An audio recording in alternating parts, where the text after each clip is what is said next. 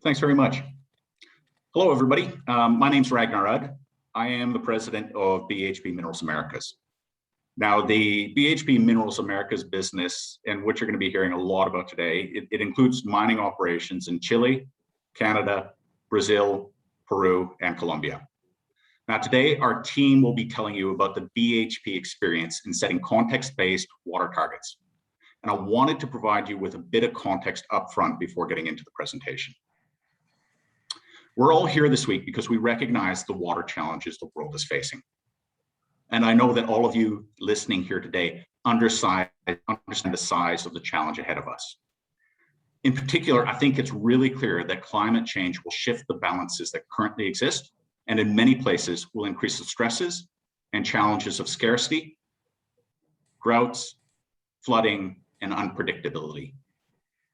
We must face these challenges together. Civil society, working with government, working with business, each bringing strengths and each having roles to play. Now, as for myself, I'm speaking to you today from Chile. Now, that's home of the great Atacama Desert, one of the driest deserts in the world. Now, the water that does occur in the Atacama Desert flows mostly underground from the higher parts of the Andes, where it began as snow. And I can speak to you from having been up there earlier this week. There is almost no rain in that desert at all.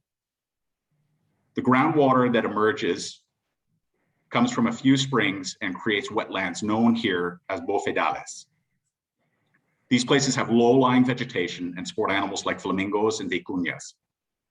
They are of a critical cultural importance to the Atacameños people who have lived in these areas for centuries.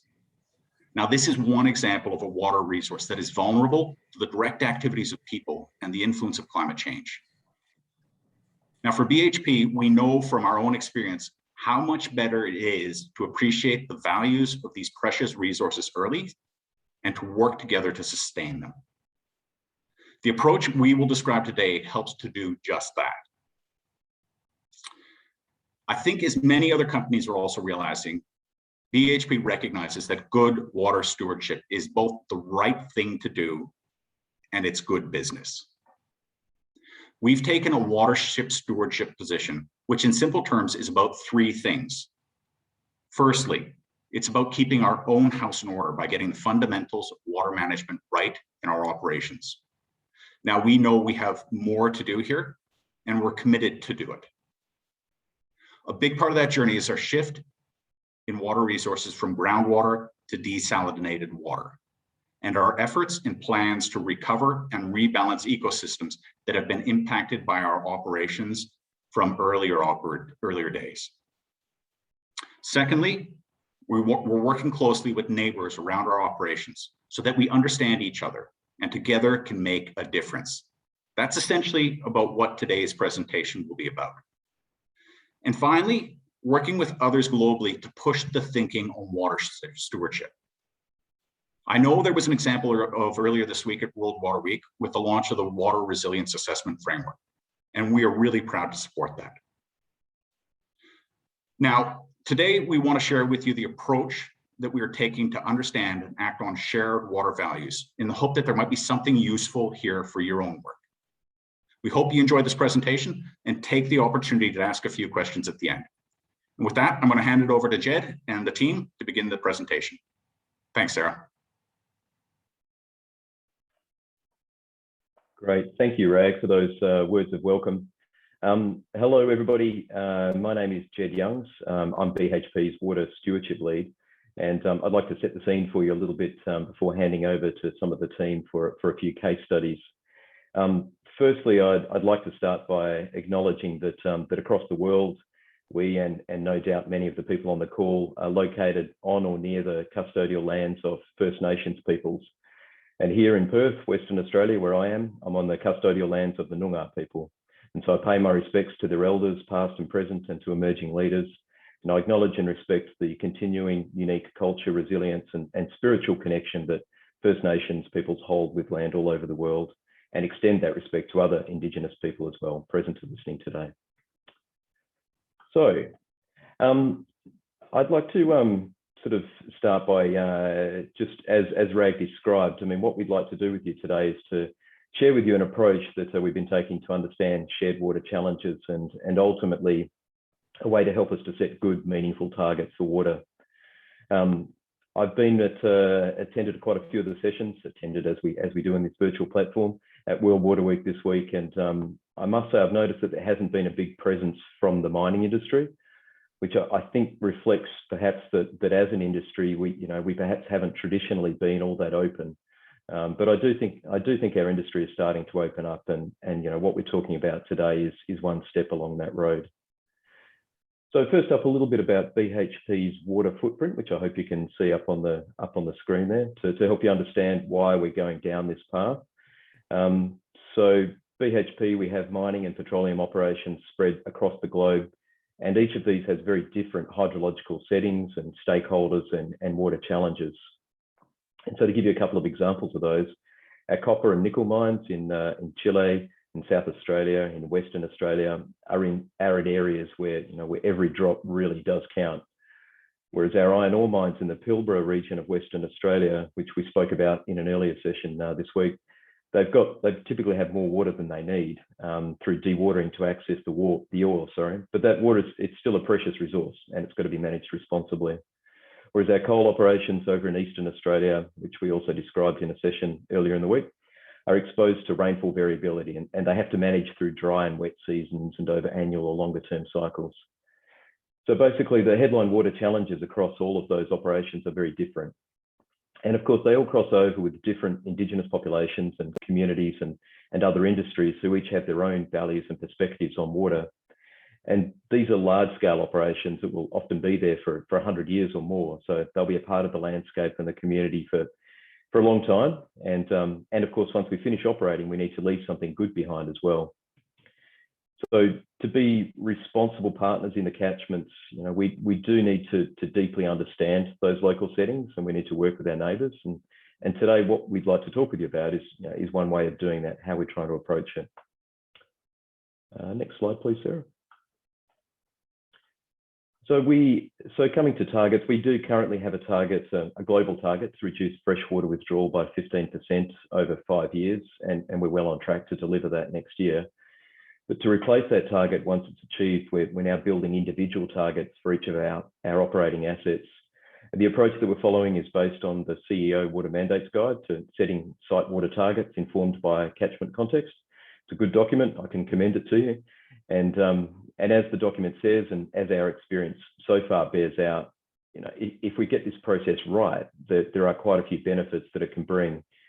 And the first one, and I think really the fundamental one, is that by working closely with others rather than going it alone, we've got a much better chance to improve the way that water is managed in that region. And that's fundamentally what we're trying to achieve. But secondly, also it can help us and others to make sure that we're working on the right challenges, not just on the ones that that we think are important, but we've got a good perspective on that. And the third thing I'd call out, the third benefit that potential benefit here, is that it can help to build trust between the local groups, because I think what we come to understand is that it's not only what we do physically that matters, that's important, but it's not only that, it's also how others understand it. And so in that sense, getting the process right can sometimes be as important as getting the targets right. So for those reasons, we've committed in our public water stewardship position statement, which you can find on the internet if you're interested, to setting context-based water targets. Next slide, please, Sarah. So this one shows how those targets will be developed. And really the key message here is that the targets are informed by a couple of different perspectives. So the first one is our own appreciation of water risks in the region. So that includes the ones that we create through our activities, but it also includes things like regulatory change, climate change, and perhaps new industries increasing pressure on water resources. And so that's the catchment or the marine region assessment. And then the other part is what we call a water resource situational analysis, or WRSA. And that's what most of today's session is about, actually. So in the WRSA, we ask a trusted third party, for example, a university, and a couple of our university partners are going to be speaking today, to go out and form an independent view on what the top 5 or 10 shared water challenges in that region are. And they do that by looking at the publicly available information that's out there, and they pull that together and develop a hypothesis, if you like, of what's important, and then they test and refine that by talking to stakeholders. And we'll touch on that a little bit more on the next slide in a moment. But from those two inputs, then from there we will develop, and this is still a work in progress, we're not all the way there yet, but from those two inputs we'll develop two targets. And both of them are intended to address shared challenges, but the focus of them each is a little bit different. The internal action target, which despite the name is actually a public target, it's one that's driven by BHP. It's one where we do the heavy lifting on it, but it does still address one of the shared challenges. Whereas the collective action target is one where we work together with one or more partners to try and address those challenges. Next slide, please, Sarah. So I just wanted to finish this introductory piece by stepping back from the targets for a moment and having a look at the WRSA itself. I mean, we really hope that the WRSAs, even though they're built to inform the targets, will be an important resource in their own right for regional water management. They will be made public, and each one will try to present a common view of what the main water challenges are in that region, what are the root causes of those challenges, what are the opportunities that we have to work together on them, and where ultimately, what the vision is, so where do we ultimately want to get to with that challenge. And as a comment on that, I think it's interesting that we often think we know what these things are. It's a nice simple slide, and it can seem quite simple. But I must say that through being involved in a few of these now, I've actually found it's quite an interesting exercise to define these things with other people, and doing that really does teach you something new. But if we can get that common understanding in these areas, then we've really got a chance to make a difference. So with that introduction, we'll move on to the case studies now. So we've got a marine example first from off the coast of Western Australia, and then one from the Andes in Chile. Both of them are really fascinating regions, and they've got some very interesting features to them. So I hope you'll enjoy them. And so with that, I'll stop and hand over to Tim. Yes, thanks very much, Jed. My name is Tim Cooper. I'm the Group Principal for Biodiversity and Land Management at BHP. And it's a great pleasure to talk about our water resource situation and analyses in the Exmouth region of Western Australia, as Jed said, a case study for marine water resources. Next slide, please, Sarah. So I'll just set some context here. So the region in which water resource situational analysis was undertaken encompasses much of what is called the Ningaloo coast in the northwest of Western Australia. The study area encompassed approximately 550 kilometres of coastline, and there are three main towns in the area: Coral Bay, Exmouth and Onslow. And there's a relatively small population in this area. It's around about 2,500 people, which increases significantly with tourists during their holiday seasons, particularly those seeking a nature-based holiday experience. The economies of the three towns are distinct. The towns in the south, in the middle of the study area, have a strong focus on tourism, whereas Onslow in the north is a relatively specialised town, focusing on resource extraction and construction industries. And there's a defence facility in the town of Exmouth. The region also supports numerous commercial fisheries and is a popular destination for recreational fishers.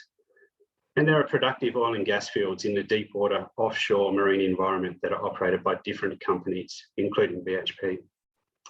So in terms of natural assets, the marine and coastal environments of the Ningaloo region and the southern Pilbara coast are globally significant. The Ningaloo Reef is one of the world's longest and most extensive fringing reef systems. And in fact, it's the only fringing reef on the western side of a continent anywhere in the world. In terms of environmental values, there are over 200 coral species in the marine park, which support significant levels of fish diversity. There are important seagrass and mangrove habitats, particularly within the sheltered waters of Exmouth Gulf, that provide a range of ecosystem services, including providing nursery areas for commercially important seafood species. And the region is also host to a range of marine megafauna species, which includes the annual migration of whale sharks and humpback whales. And finally, the marine and coastal and terrestrial environment of the study area holds significant cultural, heritage and spiritual value for the Thalangi, Bayungu and Yingara people, the traditional owners of the land and sea. There are over 200 sites in the study area that have been registered on Australia's Aboriginal Heritage Places list, but there are further sites that are thought to exist. And archaeological evidence shows that the region has been occupied for over 30,000 years and possibly up to 60,000 years. There are several native title claims that have been recognised in our study area. So the Thalangi people have been formally recognised as native title holders of the north, and the Ngada, Bayungu and Thalangi people have been awarded native title over the southern area, which also recognises native title over sea country. In 2011, the Ngoi region was placed on the World Heritage List, an acknowledgement that the area holds global significance as a place for conservation and natural beauty. So in summary, the study area has a diverse range of stakeholders and unique environmental values of international significance.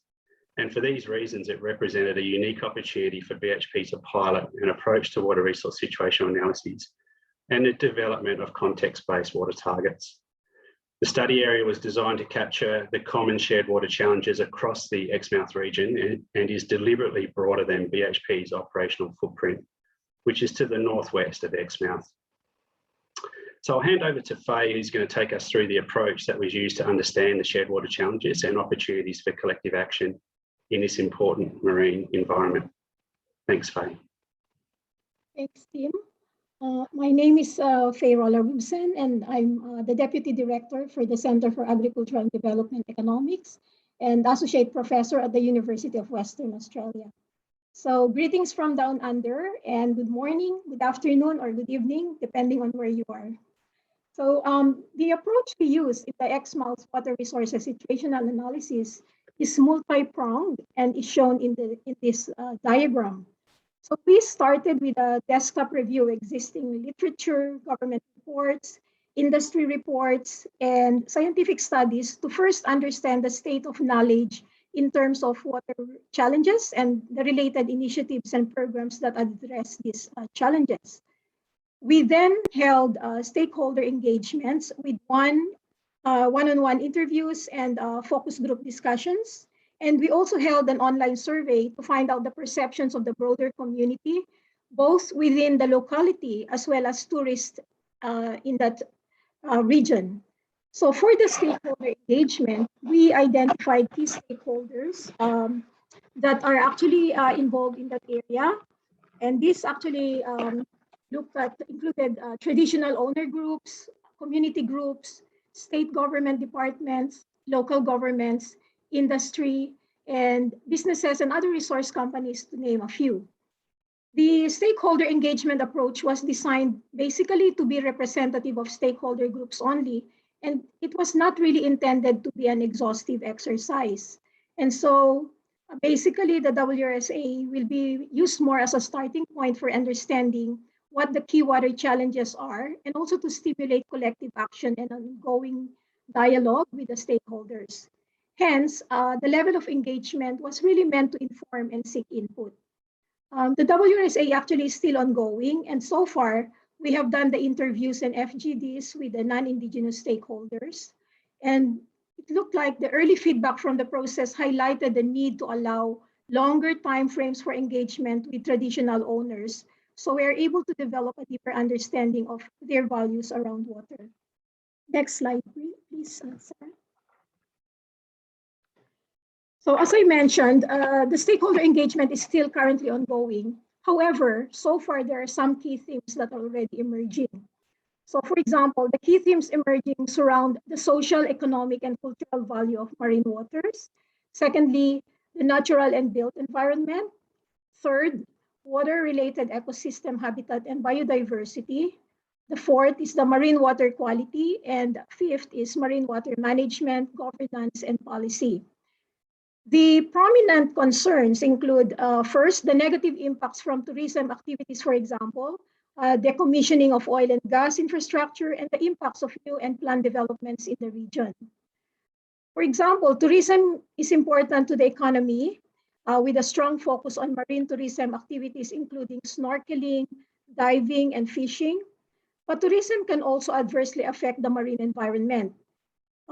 Megafauna behavior, ecology, and health may be adversely affected by boat traffic, by tourism interactions, and onshore development and noise. In terms of the decommissioning of oil and gas infrastructure, Offshore facilities reaching end of life need to be decommissioned. And decommissioning involves many opportunities, but it also involves challenges.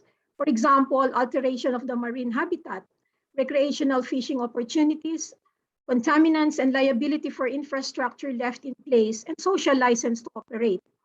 These bring about a myriad of challenges as well.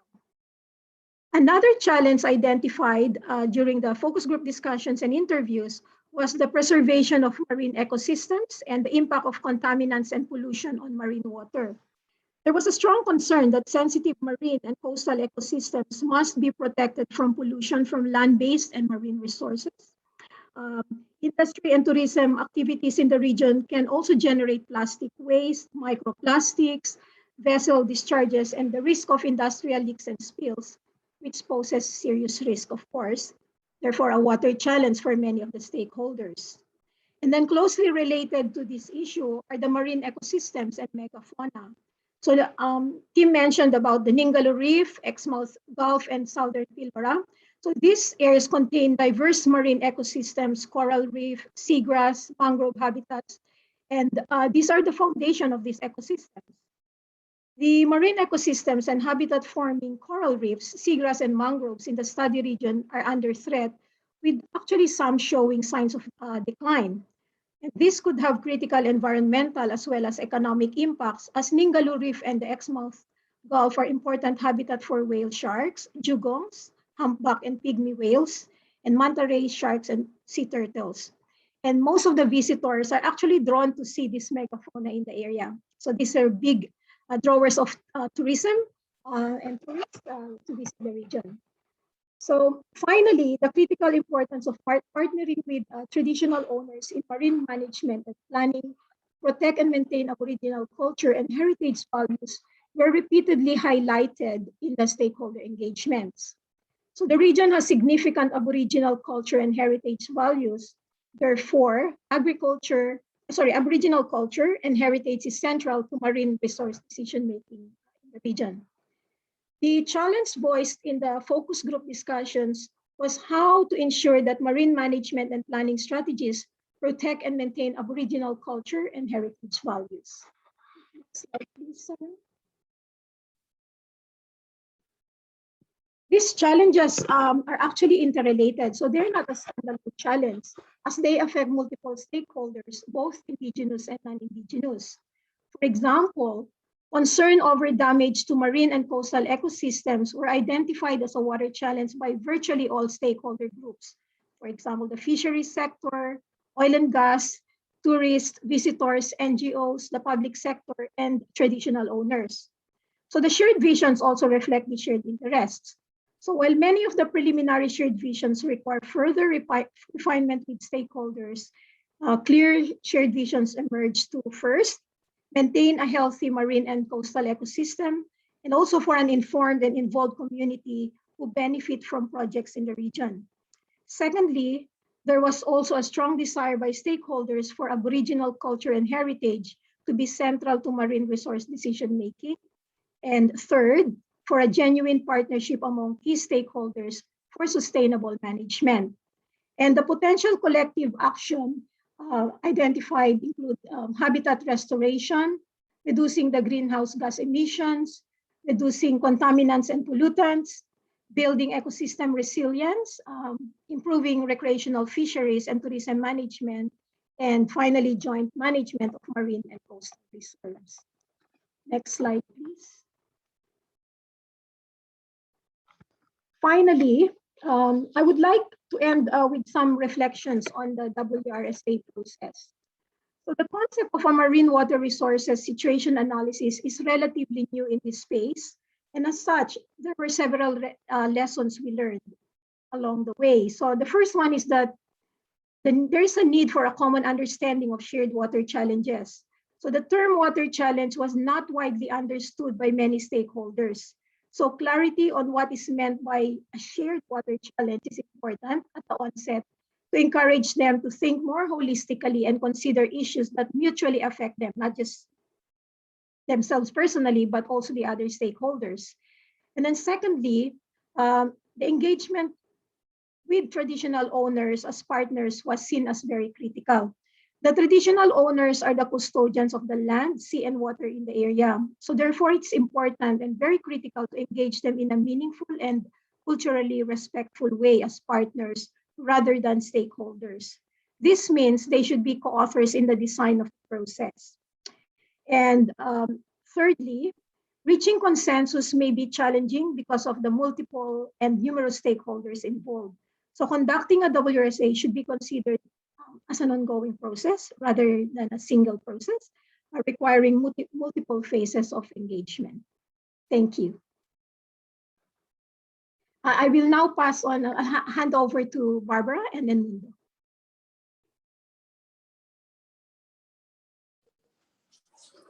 Hello, everyone. Thank you for joining us in this session. My name is Barbara Morquio. I work in BHP, and today, together with Edmundo Claro from Zairo, Chile, we will present you our experience to date in the development of the water resources situational analysis in Chile.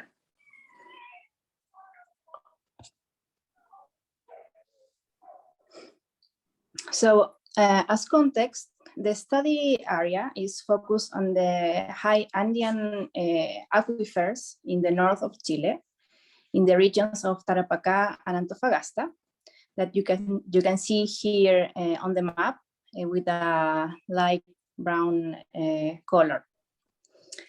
This region is a very arid zone and includes the Atacama Desert, with limited freshwater availability. In this area, many ecosystems are located in Andean areas, along with indigenous communities.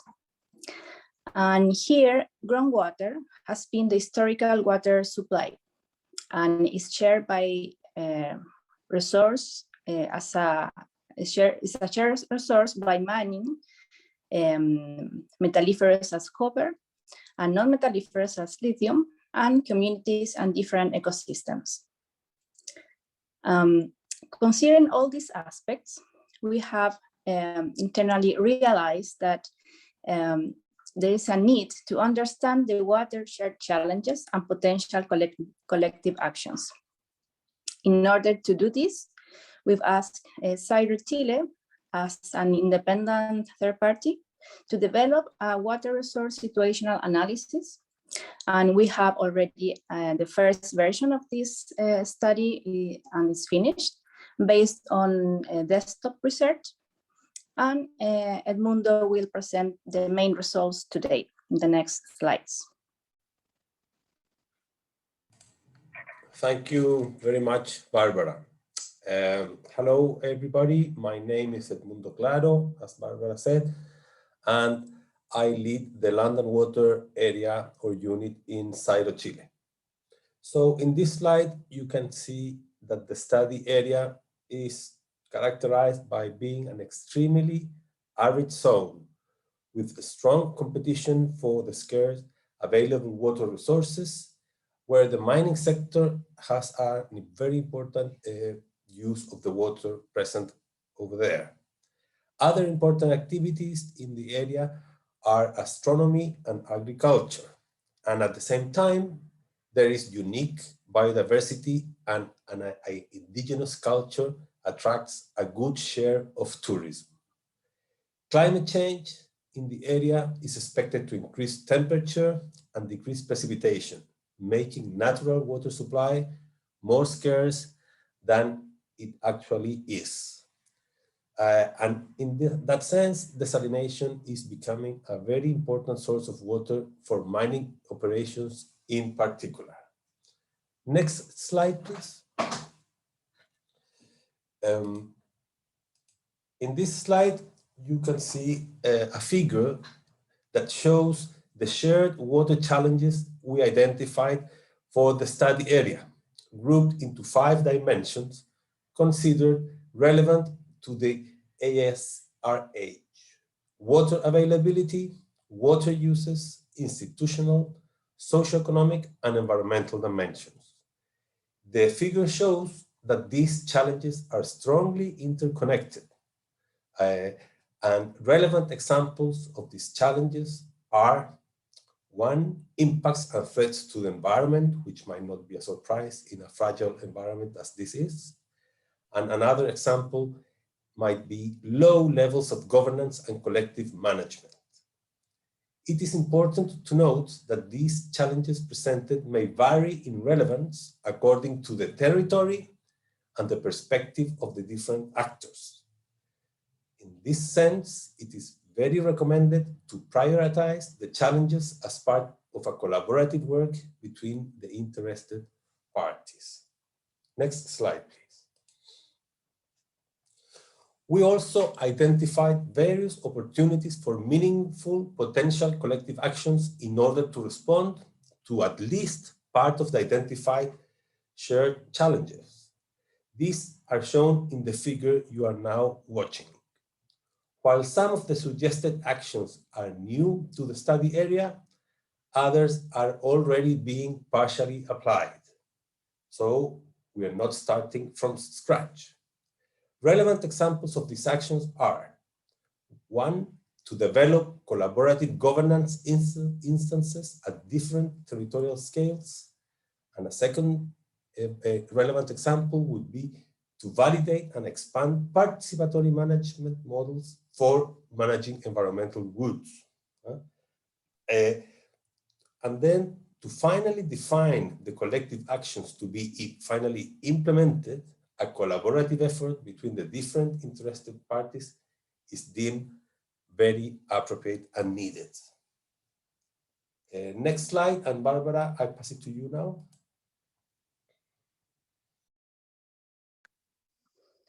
Okay, thank you, Edmundo. So, considering our experience today in the process of the development of the water resources situational analysis, we would like to share with you some lessons learned in this process. First of all, this study is very different from the ones that we are used to do, which are focused on our risk and our specific impacts.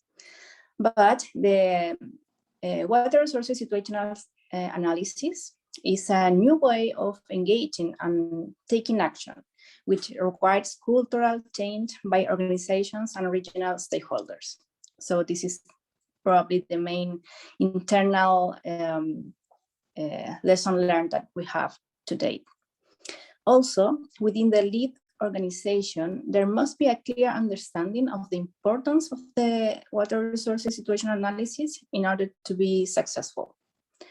Now, Edmundo will share some additional lessons as well. Thank you very much, Barbara. I will touch upon more shared lessons of relevance to most stakeholders in a study area. The first one is that a water resource situational analysis, as you might already understand, is a very complex endeavor with a lot of different actors that hold water values and water understandings that do not necessarily match or coincide. So that makes it very important to try to bring people to understand each other in the context of managing or using water.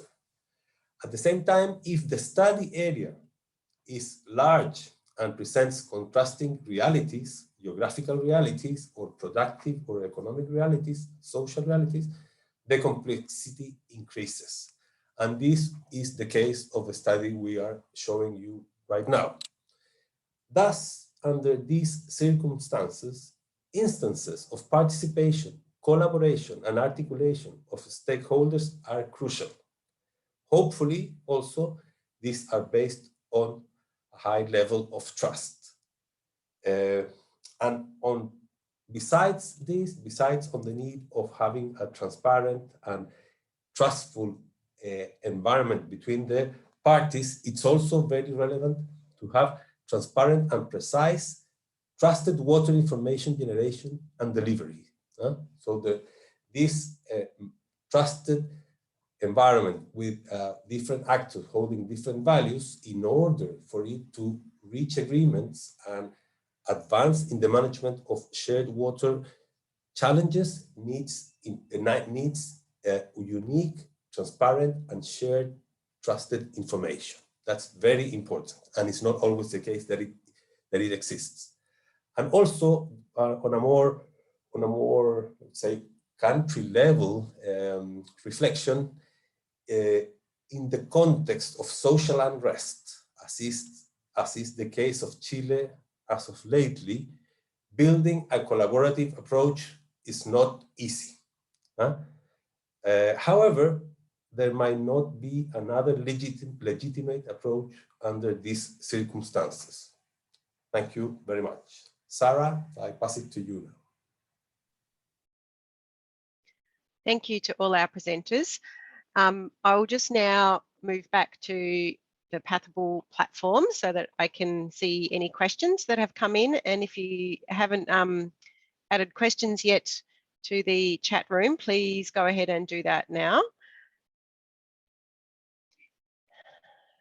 So I've got one from Lena. Thank you, Lena. Lena says, we have large reservations of groundwater, but due to pollution and many other reasons, it has become scarce. Population increase is also one cause. Is it right? I'm not quite sure, Lena, what you're saying is what right, but are you saying that those two pressures onto the scarce makes the scarcity worse? If you can just clarify that on the chat room.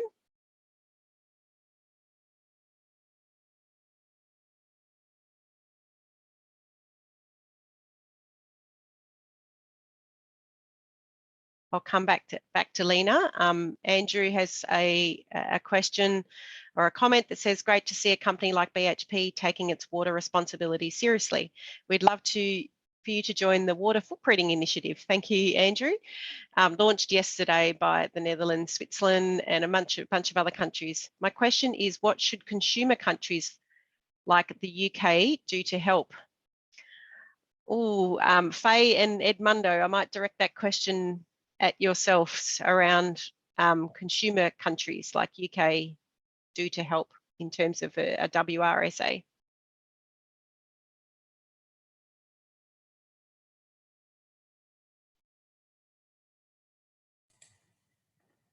Maybe Faye, I'll start with you. Any ideas?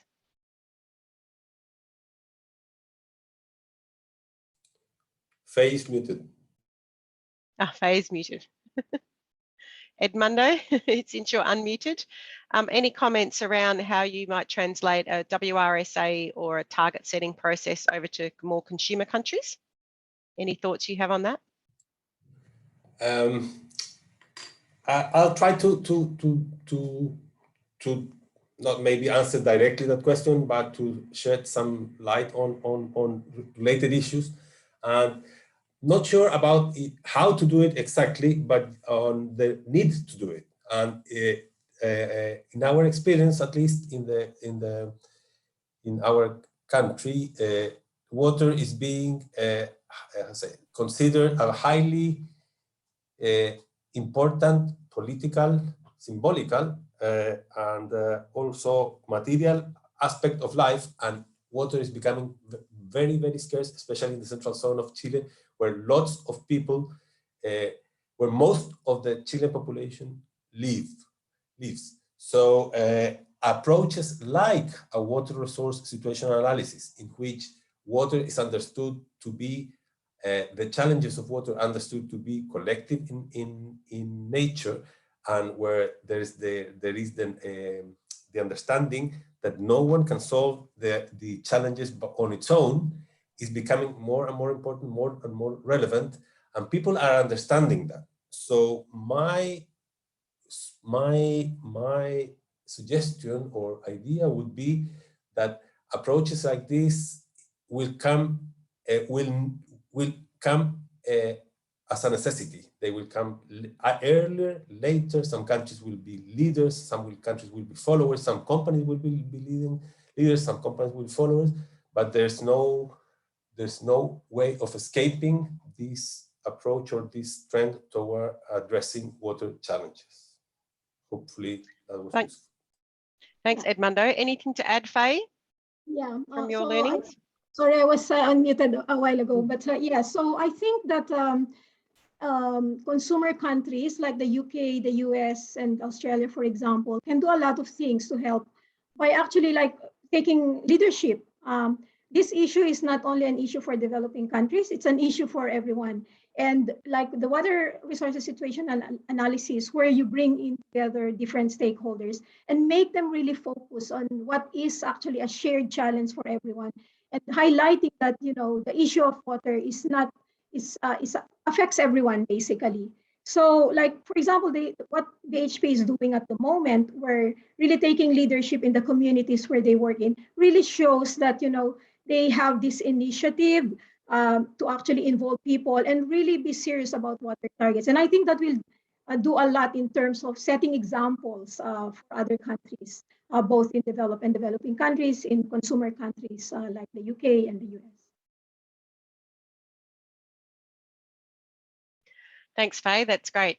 Jed, I'll probably also ask for your comment on that one, but I'll also extend another question from Colin for you to you as well, Jed. And it says, I was wondering what BHP is doing to ensure other stakeholders are aware of and make use of the WRSAs in the watersheds in which it operates, in particular the public sector.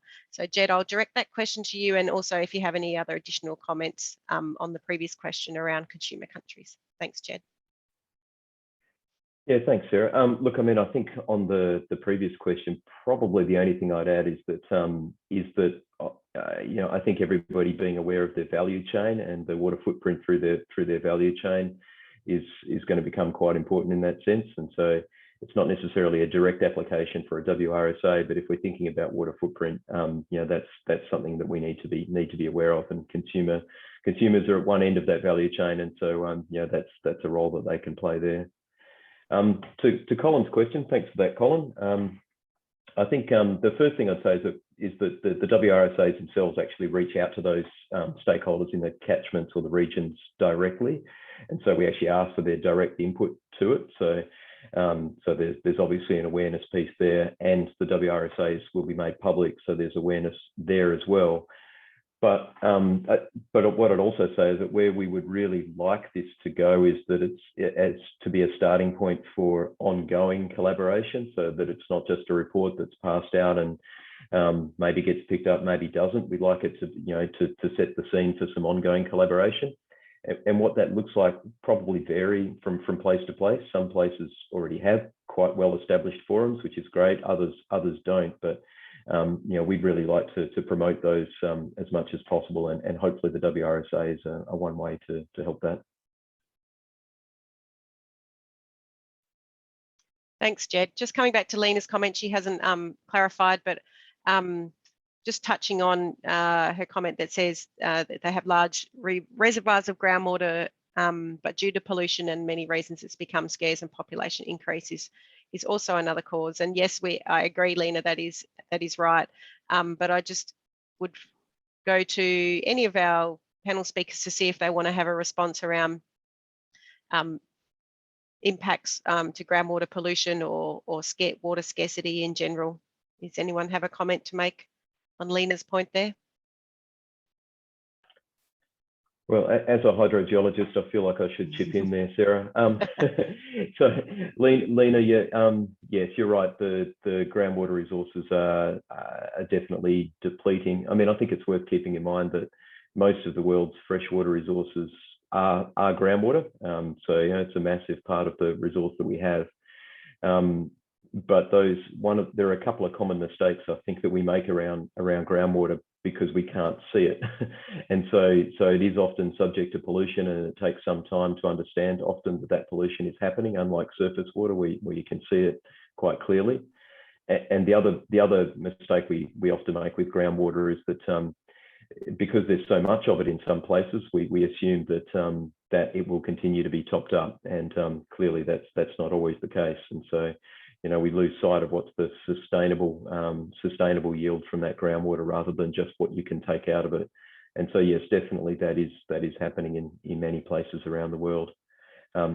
So look, I took your question to be a general one, Lena, rather than specific to anything we're talking about, any of the particular areas. But if that's not the case, then pop something in the chat and we can talk about it there. Sarah, I would like to add something on Absolutely, Lena's Edmundo. comment, and this is related to the fact that, as Jed was saying, groundwater, we cannot see what groundwater. It's very difficult to have more empirical data about it, etc. So it's a very, although the science of groundwater is not always understood the same by different actors. So even if there are the same facts, Jed as an hydrogeologist and another geologist might interpret it differently. So as it is a contested terrain in terms of science, the issue of procedures for agreeing how to manage it are much more important. So issues related to water resource, to share water challenges, we need to involve different actors with clear procedures based on trust, etc., are much more relevant to what groundwater resource, groundwater resources than to the other kind of resources. So all I'm trying to say is that the approach we are taking here in terms of looking at a water resource situation analysis is much more relevant in the case of groundwater resources. I don't know if I made myself clear or not, but try to submit a message. Thanks, Edmundo. There's no more questions in the chat line, but please feel free to add them now or even later, and we will come back and check those while the Pathable platform remains open. I will just go back to sharing my screen and I'll hand back to Jed when I get there to just talk about the kind of next steps. So Jed, I'll do that while you can. Sure, no problem, sir. I won't retain the suspense. So look, really just a couple of quick closing notes. Thank you to everybody for those questions and for your attention. And just something to note is that the process that we've talked about today, soon we're going to release it in a new document with the CEO water mandate. And you know, we see this as an example of how you can apply the mandate's guidance rather than being something new. I think we've seen a lot of new things this week, and which is great. But the water world is putting forward a lot of different models and approaches, and we're really quite keen to build on existing things that work well and try to make them practical. And so that's the spirit of the guidance that we'll put out. And I actually want to acknowledge as well the terrific help that we've had from Paul Reig and Ross Hamilton, who were involved in the original guidance from the CEO water mandate. And they've helped us enormously to translate it into a process that works for us. So yeah, I think we'll close it out there. I think just like to thank everybody for your interest today, and I hope everybody enjoys the last few hours of the conference. Thank you very much. Thank you, everyone, and thanks to the speakers. And Lena, I just forgot to say in the groundwater that I noticed a couple of sessions, and I've looked at part of one of them around, I think they're called Making the Invisible Visible, which talk to how to visualize. And there was a couple of unique ways to visualize groundwater and aquifers, from taking it from a highly technical, invisible piece of water that no one sees into something that's tangible and palatable. So for those of you that haven't seen that, it might be a good idea if you're in the groundwater field. But thank you to all, and enjoy your day, evening, afternoon, wherever you are in the world. Thank you.